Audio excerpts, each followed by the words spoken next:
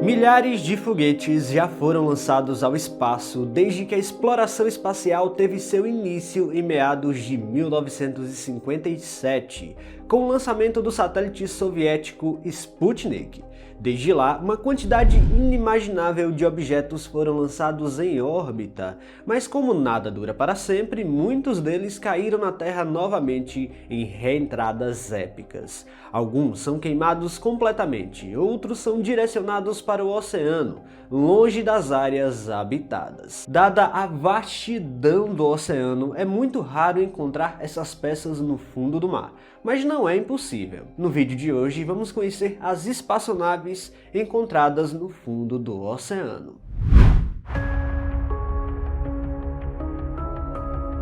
Entender como uma espaçonave pode chegar ao fundo do mar é ter em mente que esse processo pode levar décadas e depende muito da forma como esses objetos orbitaram a Terra, principalmente da altitude envolvida.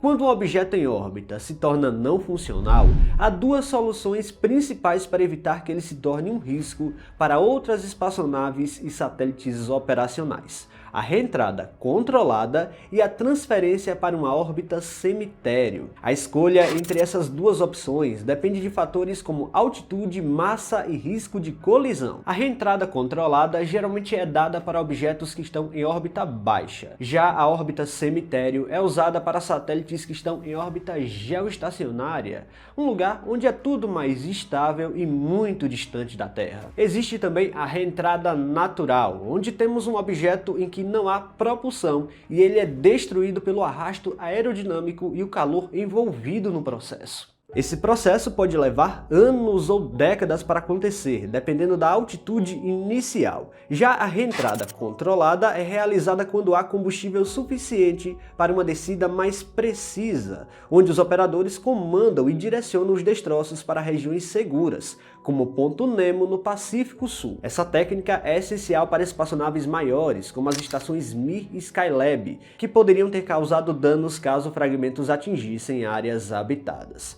Por outro lado, a órbita cemitério é uma solução para objetos situados em altitudes elevadas, como satélites que orbitam a cerca de 36 mil quilômetros acima da Terra. Como esses satélites estão além da influência significativa do arrasto atmosférico, não há um mecanismo natural para desacelerá-los e forçar sua reentrada posteriormente. Assim, quando chegam ao fim da vida útil, são colocados em uma órbita a cerca de 300 km acima da órbita geoestacionária.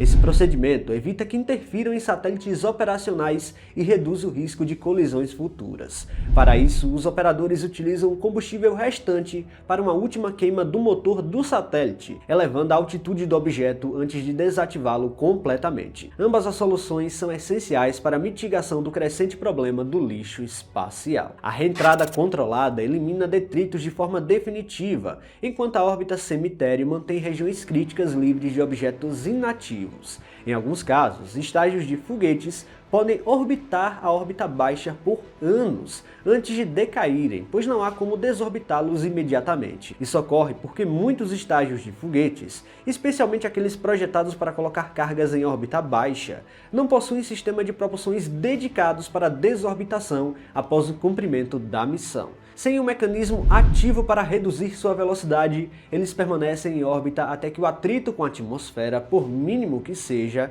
gradualmente degrade sua trajetória. O tempo necessário para esse processo varia conforme a altitude e a forma do objeto. Estágios que terminam sua missão acima de 600 km podem permanecer no espaço por décadas antes de reentrarem naturalmente.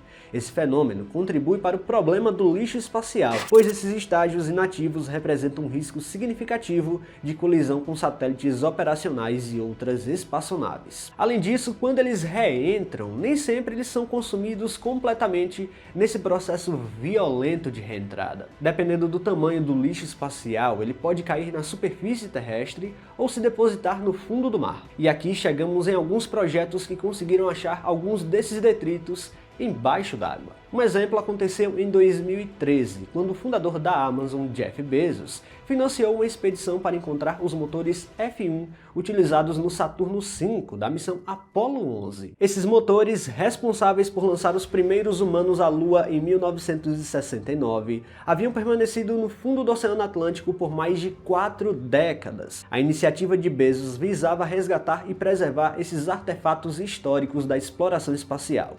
A ideia surgiu quando Bezos, pesquisando na internet, encontrou as coordenadas de impacto dos estágios do Saturno V no oceano. Motivado pela importância histórica e pelo risco da deterioração dos motores devido à exposição prolongada à água salgada, ele decidiu financiar uma missão de recuperação. Utilizando veículos operados remotamente, a equipe explorou profundidades de aproximadamente 4.300 metros para localizar e resgatar os componentes dos motores.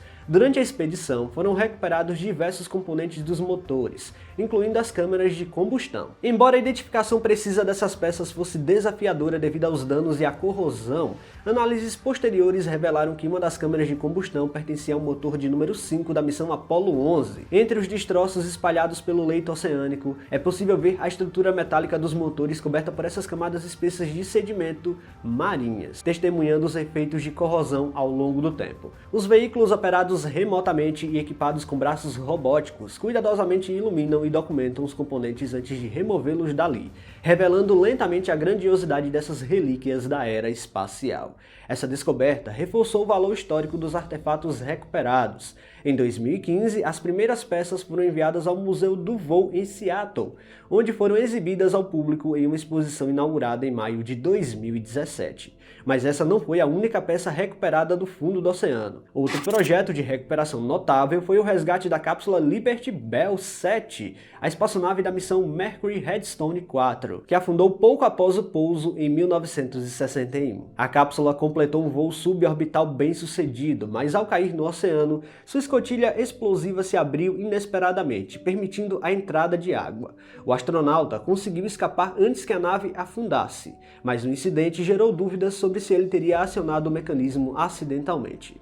Durante décadas, a cápsula permaneceu a quase 4.900 metros de profundidade, até que após múltiplas tentativas fracassadas, uma equipe liderada com financiamento do Discovery Channel, em 20 de julho de 1999, conseguiu resgatar a espaçonave. A cápsula foi encontrada a 560 km de distância do Cabo Canaveral, cercada por sedimentos acumulados ao longo de 4 décadas. A equipe desmontou, limpou e restaurou a espaçonave com extremo cuidado, removendo os efeitos de corrosão e preservando sua estrutura original. Enfim, ambas as recuperações foram extremamente importantes para a recuperação da história da exploração espacial, além de terem sido extremamente desafiadoras. Imagina só agora a quantidade de satélites que podem existir nos vastos oceanos do nosso planeta. Pessoal, se vocês gostaram deste vídeo, não se esqueçam de deixar o like aqui, que é muito importante. E se você não está inscrito aqui no canal ainda, convido você a apertar o botão inscrever-se aí embaixo.